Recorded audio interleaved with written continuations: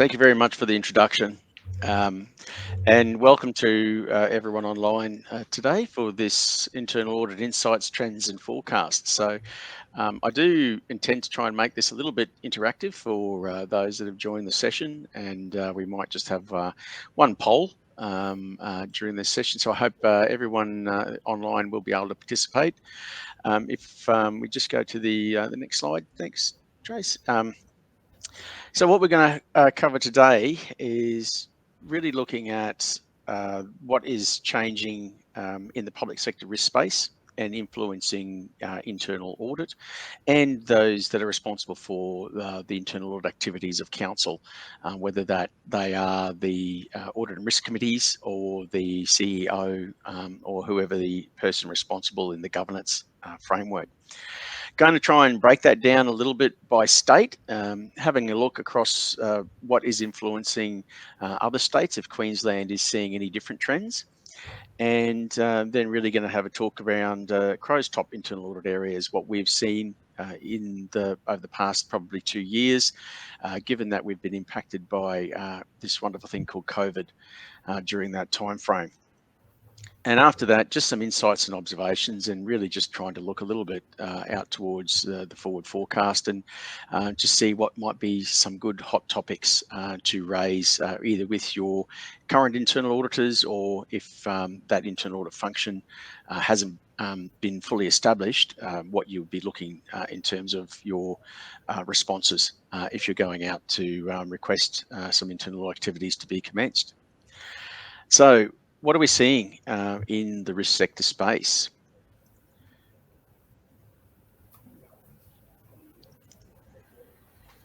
This is really taken from a recent JLT public sector risk report. So once more, risk should be driving our internal audit activities and areas that councils should be looking to have a focus on.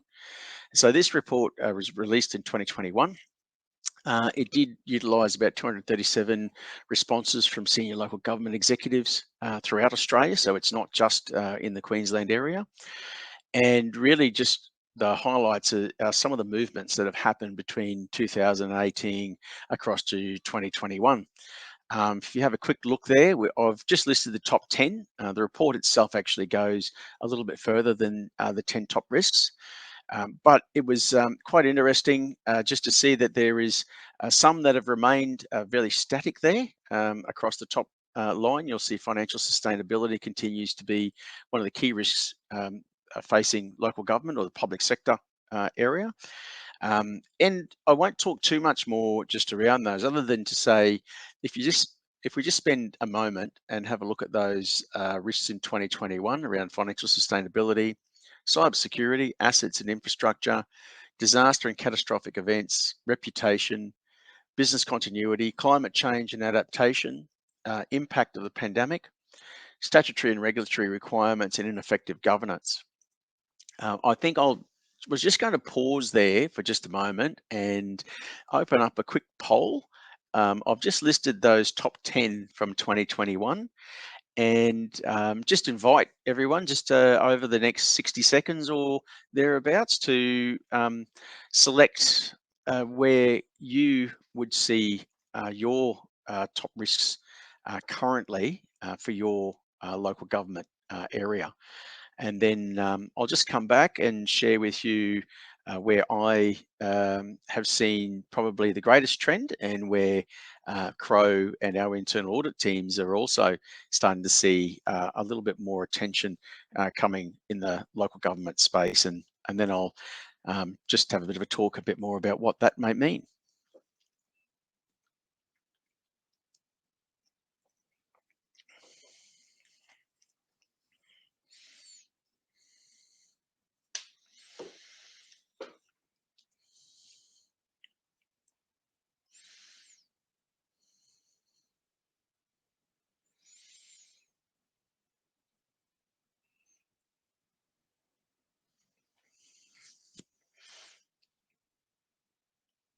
It's good to see that there are some people responding. I think that's the important part. Is it feels a little bit disconcerting. You're not looking out across an audience to see all the people that are paying attention. and having a look at what the results are as they sort of keep coming up. Um, just having a look at where things are going at the moment. Certainly, cybersecurity seems to be leading the way with assets and infrastructure and financial sustainability, along with ineffective governance, as seeing some of the hot topics across the group online at the moment. Well, thank you very much for everyone and the participation. I think we'll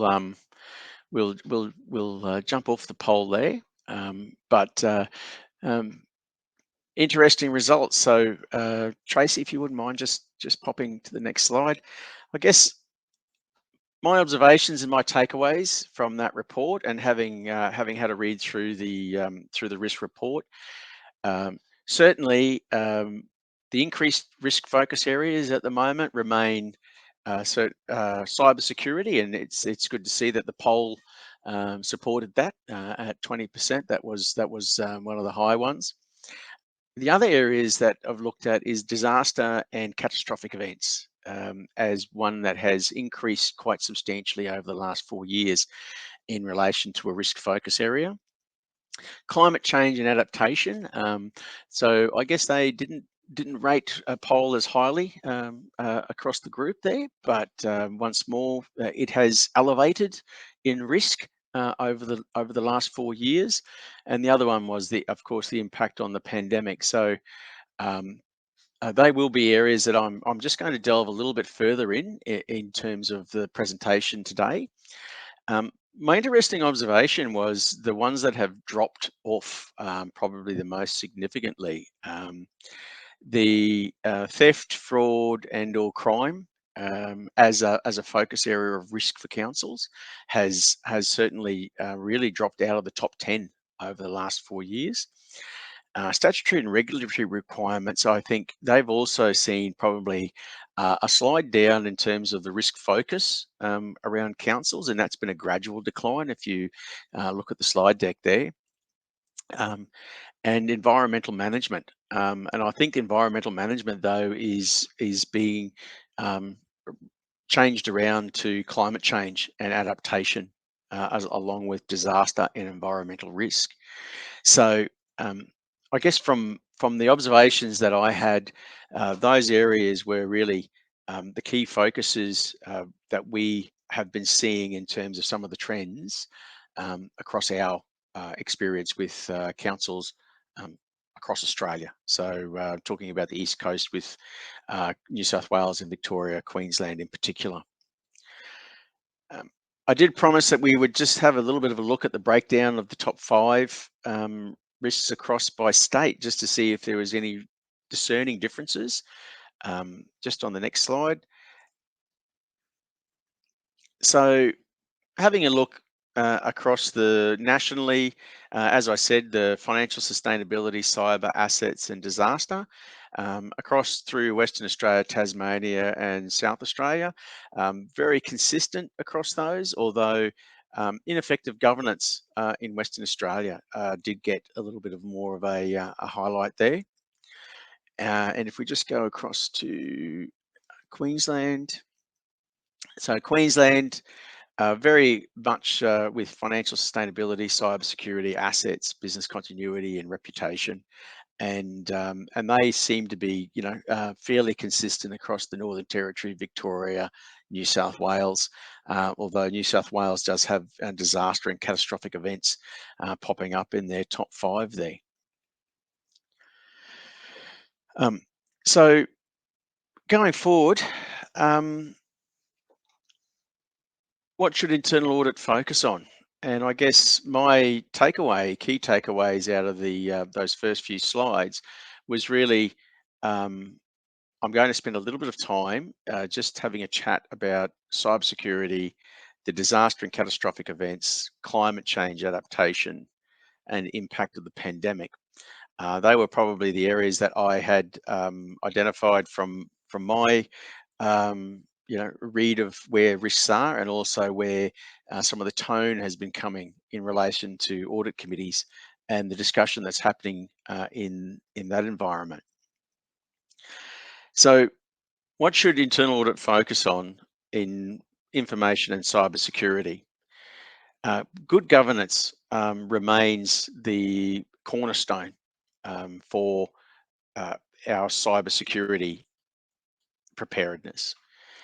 If audit committees, management do not have, I think, high on their agenda what the recording and reporting of security incidences, um, and a specific and suitably qualified person responsible for the management and implementation of cybersecurity across local government organisations. I think that that is certainly a highlighted risk and a focus that any internal audit process should be looking at. So good governance sits as the cornerstone. Um, Maintaining and having a complete inventory of ICT assets. And by this, it's not just knowing that we've got hardware. One of the areas that we have seen that has been overlooked to some degree is, in particular, the update of software. And this goes from just the rudimentary software that our PCs and laptops do use everyday life, which is, a Windows interface in most instances, um, all the way back to the firmware that is being utilised in council's infrastructure. So whilst we are quite familiar with the hardware components, which are physically, we're able to see within each of those, especially with things like switches, routers, there's a firmware software that sits that operates them. And again, where we see probably areas of improvement is that audit of the software and the update where they are in their update cycles is overlooked or is not clearly documented in a good information and cybersecurity framework. Um, Routine identification and risk analysis. Once again, how often are councils or is your council currently undertaking an evaluation of its cybersecurity performance? Once more, it's good to have a policy in place in relation to it. Um, it's the testing of that policy, again, that as internal audit, we tend to find that there is a lack of rigor. The standard security configurations, once again, have they been prioritized around the organization and where their users are going to be working from? So again, the impact of COVID has seen quite a large dispersion of our workforce from outside of a central work zone. What does this mean across organisations is really that there's been a whole new layer of cybersecurity and information security that needs to be implemented. A lot of the time, again, it's looking at what's best practice. Two-factor authentication. Is there an appropriate firewall? How are people able to utilise their own BYO devices in terms of being able to connect into the council's software? So once more, having that standard security configurations, being able to manage that centrally is again an area that from an internal audit perspective, we would be focusing on. Robust access management, once again, just talking about looking at how organisations ensure that as people are appointed, come and leave the organisation, the timeliness of being able to bring staff members on, and of course, as staff members exit out of organisations. Once more, what we've seen is with a workforce that's no longer sort of all coming through the front door, all coming in and sitting in the office environment. Those systems about being able to identify the appointment and removal of staff members also has to be adapted and changed. So potentially the old status quo is no longer going to be acceptable given the changes that have now happened. Prompt response and remediation, of course, this just really talks about where we do end up with a data breach. Once more, I've seen a lot of policies that have been written and frameworks which deal with the actual protection of the system. So it does go into a lot of detail in terms of the plan around having firewalls, implementing appropriate, I'll call it training, ensuring that we've got virus detectors running constantly across our networks. Um, where I see some lack is that we don't have a very good response and remediation plan that's in place. Um, Look, in particular, one of the responsibilities of councils to report a data breach, and then what is the process that would be followed to ensure that we meet all of our Privacy Act requirements. Ongoing monitoring, as I said, uh, an area that continues to be challenging is how much data that can be collected from the monitoring devices that are set up, and who reviews that data. Really looking at, how many attempts are being made to breach our firewalls. Have we had successful or even moderately successful breaches into our system by way of email spams, people clicking on clicking on the wrong link. So again, that reporting though, a lot of the time we don't see where that reporting actually ends up coming back to. So again, it's kind of sits in the world of our IT experts. They're monitoring it, managing it, making sure they're responding to it on a timely basis. But where do we see that being actually identified as an agenda item, whether or not it's at the Audit and Risk Committee or even at, I'll call it, a higher level at a um, uh, council board level. The other part that we do look at is, of course, the resolution and closeouts. Um, Once more, the important part about having identified whether or not there has been a breach or an incident is, of course, how did we actually rectify it? And importantly, identify the root cause, and from that, develop our learning to implement a very good strategy to ensure that we prevent or we don't have a repeat of the same incident as we go forward. I did fail to mention at the beginning, just if you do have any questions, I think the normal protocol is that there is an option within the webinar to be able to pop some questions up. And certainly I think we'll have some time at the end of this presentation to be able to run through any of those questions. And if I can provide any answers, I'll certainly do that towards the end of the presentation. Disaster and catastrophic events. So I guess this is an area that has, in recent times, been getting a lot of headlines, in particular in the press.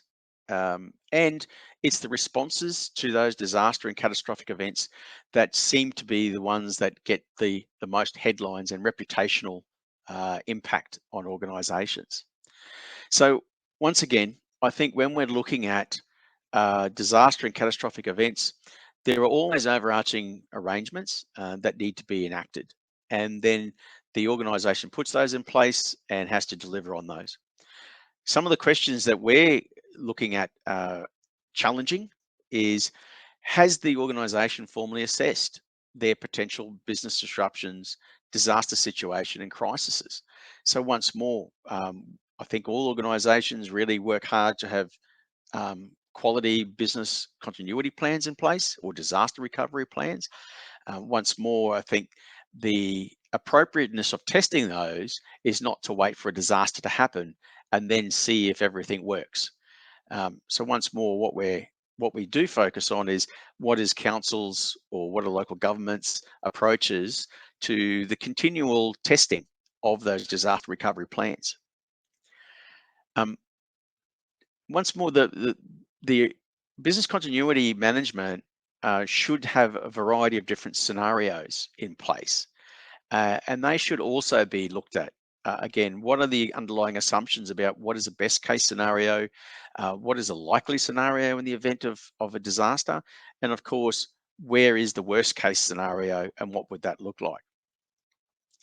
The other things that we have been looking at from the crisis management is what was the response? And in terms of that response, in a lot of cases, we've seen that there have to be emergent or emergency powers that are undertaken. And by that, I mean that there is obviously a desire and a need for local government to respond in quite a timely and effective manner.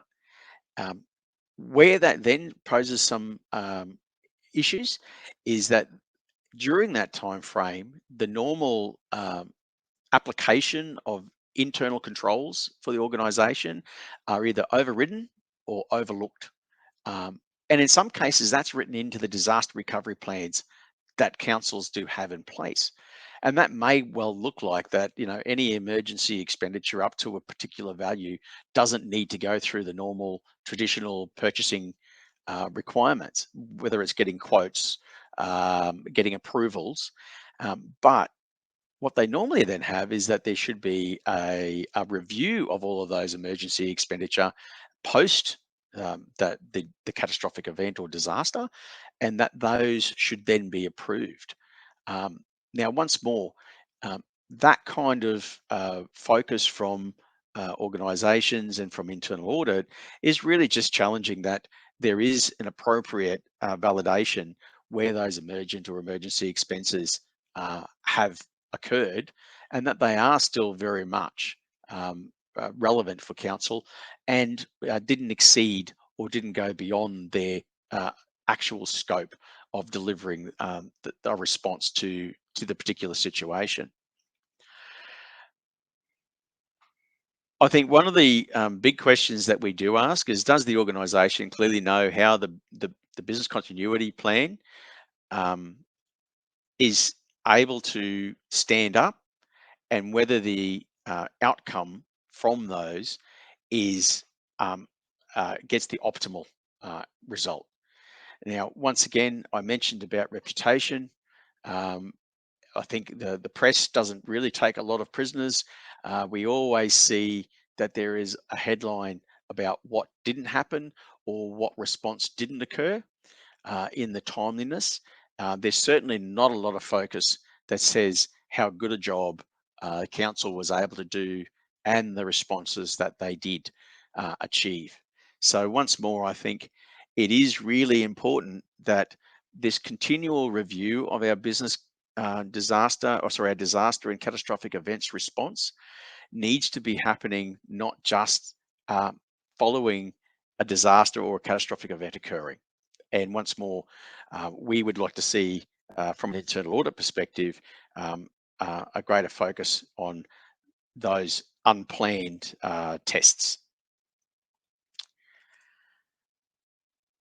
Just moving to climate change and adaptation. Um, and again, this is relatively um, topical. I think the election that's just occurred certainly had climate change at the top of its list in terms of a focus area for constituents. And once more, what we're looking at here is what is the response that um, councils have to obviously to their ratepayers, who are their clients ultimately at the end of the day. An ESG, our environmental statement, is certainly, or our environmental, social, and governance statement, is certainly something that is a very public document. And once more, I'm not sure how advanced most local governments are at the moment in terms of preparing and producing their environmental and social governance position, or releasing their actual approach to it and what their responses are to it and how they are actually challenging it and addressing it. But once again, where we are looking at those is we are really looking to understand from an internal audit perspective, what is it that council has done to substantiate those documents, especially where they are public documents and they're being released. So again, the environmental criteria, looking how at council performs a stewardship over that, the greenhouse gas emissions, how are we measuring it? How do we, as an organisation, get comfort that the information that we're putting into our reports actually has justification to it. Um, the social criteria examines how an organisation manages relationships with its employees.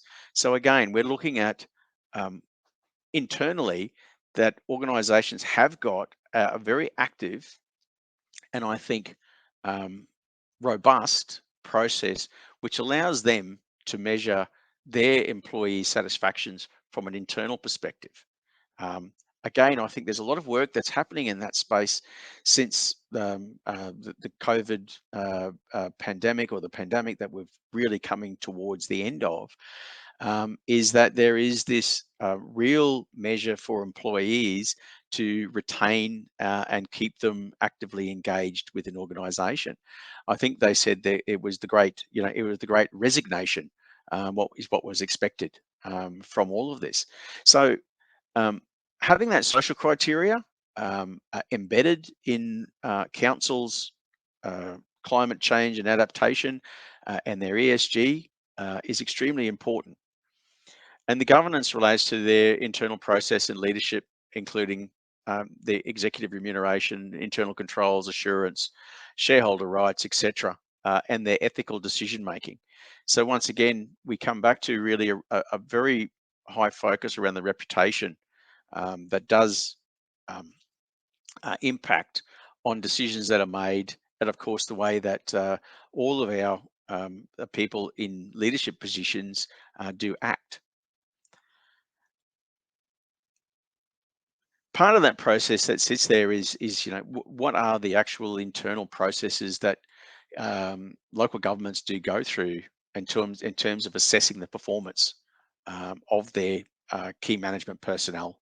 And that can be down to are there formal review periods that happen? Is there feedback that does occur? And if there are any um, uh, deficiencies, what are the actions and what are the steps that councils put in place to rectify those? The last one that I had on my focus areas was the impact of the pandemic. And I think this is really looking at not so much the history of the last 2 years and how did local governments respond to the pandemic. Um, I think there has always been conversation and there has always been a plan, whether it's in the disaster recovery plan, whether it's in the business continuity plan. There has always been, I call it, there was always a risk identified that said whether it was a pandemic such as COVID, whether it was a flu outbreak, whether or not there was some other form of health matter that may impact, from the local water supply. Um, so I label it impact of pandemic, but it does reach, I think, a broader area as well. And that is to sort of look at how did um, council actually respond to it? And secondly, now, what is it that has been set up for the long term? So, do we have the necessary setup to work from home? Are we able to do that from multiple locations? Um, is there actually an appetite to allow that to continue to happen? Or is it really a case of, given that there is quite an enormous amount of sensitive information and data, that is really something that still needs to be moderated and retained in a central location? Um, Once more, what are the plans in relation to staff who become sick or isolated, right? Either during or now post-pandemic. So we've still got a lot of requirements in relation to testing positive, isolation, or not being able to, actually come into work. Suppliers and contractors, again, we're seeing now an enormous amount of pressure coming through the supply chain issues. So once more, this was, I won't say unforeseen, but realistically, it was something that hasn't been sitting at the top of a lot of local governments and councils' watch list, which is what is the impact on any contracts that we do have with our suppliers, especially long-term contracts. And by that, I mean, we've now got potentially contractors who are unable to fulfill their obligations under their contract. if I can give an example where there may be with waste collection. So once more, the council has contracted out their waste collection services. That contractor is being impacted quite heavily from, I'll call it post-pandemic restrictions in relation to their staff being able to work. And of course, we're seeing a great deal of impact on ability to actually attract and retain staff. I think the most common discussion that I'm having nowadays with any CEO is how they are able to actually uh, attract staff on a long-term basis and retain them within their organisation, especially in, I'll call it, either uh, government or semi-government areas. So once more, the impact on supplier contracts and any variations that may come from that, and we are hearing about it now, especially in the building and construction area. And I think there was recently a report the Auditor General Queensland released, in particular around large projects or those large construction contracts, where there was really quite, I think, well, certainly not positive findings in relation to how those approval processes happened, where we did have changes or amendments being made to outcomes from contracts. So again, what is council's plan in relation to any sort of modifications or variations that are occurring at the moment? And once again, how is council planning to learn from? Once more, I think there's going to be a lot of examples that councils will have where something didn't go right, or there has been an impact, whether it's at a contractor level, and once more, do we need to go back and review our standard terms and conditions, the wording that are in our contracts? Has that actually been something that's been identified within councils? So I think they're the areas from my perspective that I'm seeing in terms of, I'll call it impact of pandemic, but I really would like to sort of say it's not necessarily that pandemic has been what has driven a lot of these changes now, but it's certainly in relation to the impact of really any sort of event that could impact on council supplies. And we're already talking about the war over in Ukraine, etc., where we're seeing building material costs going up enormously. So once more, is that going to translate into budgets for council? What is the process that council's going through to identify changes that are going to happen in their ability to meet or manage their budgets for expenditure, especially fuel, etc.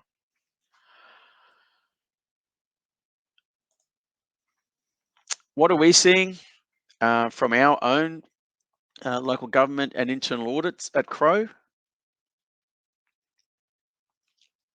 So I went through just to have a look at really some of the key areas that we have been doing in the local government space specifically. So again, I think top of the list has been the business continuity and disaster recovery, compliance framework reviews, procurement, and of course, the cyber IT governance and operations.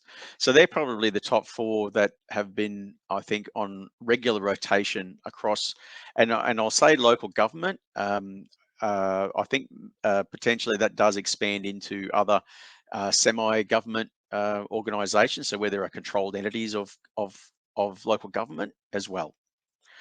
And so, yeah, absolutely. And for us here in Queensland, IT governance, operations, security just formed a very large part of over the last few years, past 4 years of our focus areas. And look, we've got a few that are in there that come up from time to time, and probably not your most common ones, but certainly legislative compliance, emergency management. They're all that are jumping up. And again, some of the unique areas that we have looked at um, have certainly been. Let me just pop the next slide. Sorry. Um, some of the unique areas that we've looked at. We've done a review on climate change, animal management, um, child safety standards, contaminated land, disaster recovery, um, IT e-commerce, so where councils have actually engaged and are using an e-commerce platform, and yeah, so project management, waste management, they're all areas that we have actually done some internal audits at either A, the request of council, or B, what we're seeing in terms of focus areas, either from the Auditor General Queensland, because the Auditor General does put out his map for the next 3 to 5 years of areas that will form part of his focus in auditing local councils, particularly at a performance audit level. So once more, these are good things to sort of keep in mind as we continue to plan and map out our internal audit program. One of the things that we do have in Crowe is we do have a little quarterly update publication. Currently, the focus of this one has been in our southern states, but we are looking to get it updated and bring it up so that Queensland is also considered or is reported in as well. Is just a quarterly report called Curious Eyes. In this, we're just looking at really each quarter, picking out a topical issue and really just considering what's the impact across local government, looking at some scans from around the ground and anything that we've published in our thought leadership. So just quickly, in the December version, we did raise about global risk report. In this here, it was just to focus on a recent publication, Global Risk Report 2022. And really, I guess the global perspective is that we're focusing on climate action failure, extreme weather, biodiversity losses, and the social cohesion erosion. So, sorry, just the next slide, Trace. So these slides will be made available after the presentation. So I won't sort of go through and read the detail that are contained in that, but just on the next slide, Tracy, we've got livelihood crisis, of course, of infectious diseases, human and environmental damage, natural resource crisis, debt, and geoeconomic. One little area of some possible interest on the next slide is just in relation to what is the current operational value. So this is probably a little bit more of a technical piece in relation to valuing infrastructure assets. And it's just looking at what is this fair value and the focus placed on the exit price. In contrast, at the moment, the current operational focus is on entry price. That is the cost to replace the service potential of an asset. So the AASB is having some considerations about that. At the moment, I think Australia has submitted a response that we're not convinced that operational capacity assets should be measured under the current operational value basis instead of fair value basis. So again, just something to have as a bit of a watching brief to keep an eye out. The International Public Sector Accounting Standards Board does publish these little snippets from time to time. Just jumping to the next, just the quarterly update, which was just released in March. Focus there was just around the prevent, detect, and respond a 3-step plan to protect your business from cybercrime. I have spent a fair bit of time just around the cybercrime exercise. And just on the next slide, Trace, really just looking at what are the 3-step plans. So again, have we got fraud risk management, invest time and resources towards tackling fraud and effective anti-fraud strategy for prevention and detection, fraud prevention, a sound ethical culture, internal control systems, and the fraud detection, exception reporting, data mining, trend analysis, ongoing risk assessment. So again, just pointing out that the estimate is that the gross world product is $90.5 trillion is lost to cyber fraud. out there, and it's expected to be that it's about $4.5 trillion US globally each year is lost in cyber fraud. So really just massive numbers that are being impacted from cyber fraud or cyber crime that is being enacted, and councils are not immune from it. And as a matter of fact, I know that history shows that there has been enormous a number of attacks on local governments, whether they be small or large. And there has been, some really tough stories where they have been successful with that in that cyber crime area. And again, I think the key factors is that every council should have a motivation to prevent it. They should definitely be taking the opportunity to address it, and they really need to have a very strong rationalisation that says it needs to remain very much on the top of everyone's risk focus area. Look, just a quick scan around the grounds. I know one of the things that I was asked in the brief was just to sort of try and bring a little bit of a touch about what's happening across the rest of Australia, as much as it is the focus is here in Queensland. So these were just a couple of interesting articles or interesting publications that have happened around Australia. So again, back in October, we've got the Local Government Act. I think that was in Victoria. Just making some changes around councillors and their interests. So again, just coming back to a bit of that governance perspective. The Victorian Auditor General, he also released a report on the management of spending in COVID-19. Again, I think a similar report was done by the Queensland Auditor General as well. Once again, I think there's some very strong recommendations that have come out of that in terms of establishing policies and procedures that clearly are going to respond well where you've got public money being used. Queensland Auditor General, he's also published a bit of an advice on ransomware. I've got the link there in the slide deck. Again, being aware of ransomware, it's different to cybercrime, although it does have the same sort of outcome. Ransomware is very much, it infects the business, locks down the systems. I think there was an example where one council was essentially having to process everything manually for about 6 days. So, I mean, if you can imagine, taking all of your operations and taking them offline and having to do everything, manually for an extended period, the impact on council and its service delivery was enormous.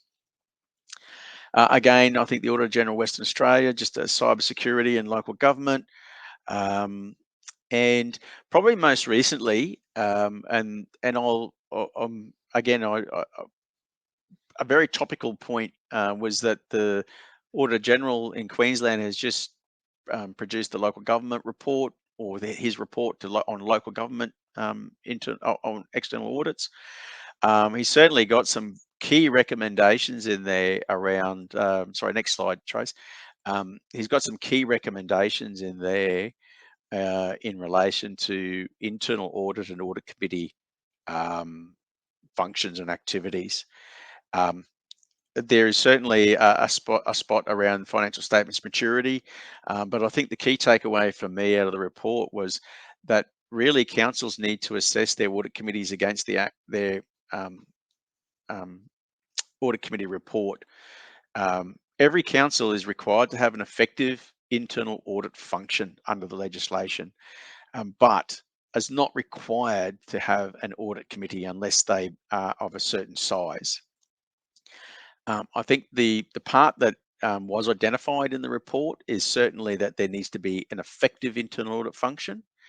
The report did outline that 6 councils didn't have an internal audit function or didn't have an effective internal audit function, and 6 had an internal audit function, but it really wasn't considered that they were being active, or they didn't have an active audit program in place. So again, really, that's just, there's just some fundamental matters that need to be addressed in every council across Queensland. There were a couple of other observations, but I'll leave it to you to read through that report in any further detail, should you want to sort of gain some insights from it. But certainly from my perspective, that key finding there around actual having an internal audit function that is considered to be effective is a focus area for the Auditor General. Bear with me, I'm just about through. So the last slide, I've just popped up some Crowe Australasia thought leaderships in recent times. Again, we're just talking about COVID-19 concessions and support, digital auditing and the virtuous cycle, and of course audit and risk committees in the front line against cybercrime, which I think continues to be the top of the pops at the moment.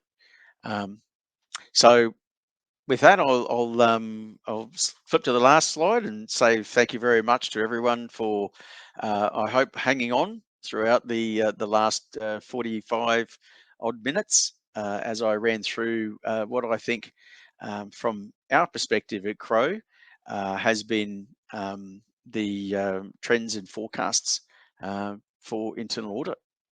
I'm not sure if there are some questions.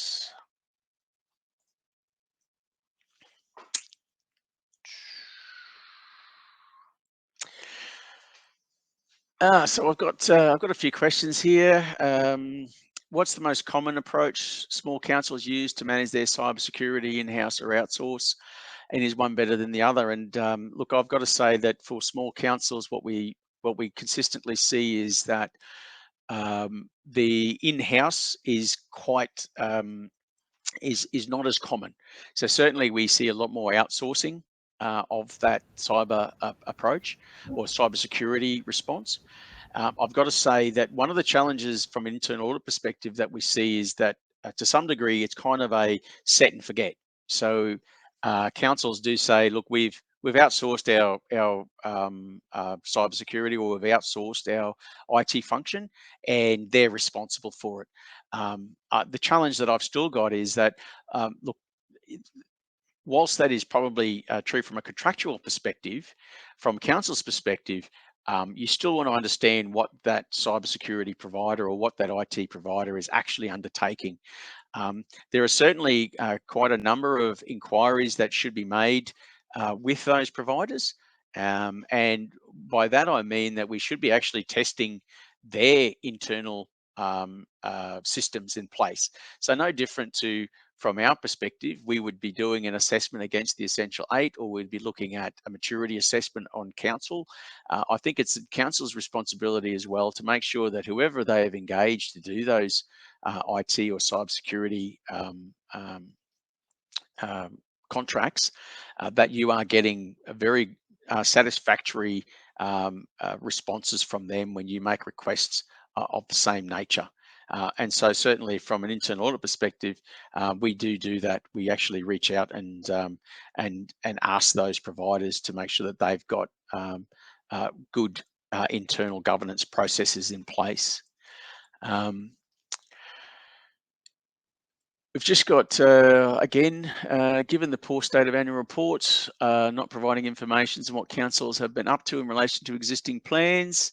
Look, I think until there is, I'll call it a requirement to produce the ESG reports in government annual reports, you are right. I think that it is really going to be a challenge to have the focus around getting comfort on what is contained in those reports. Once more, I think what I had touched on in our focus areas is certainly that council needs to have a framework that is in place that allows them, no different to when we're getting valuations done on our infrastructure assets, that council has got a mechanism in place that allows them to challenge the information and the data that's contained in those reports.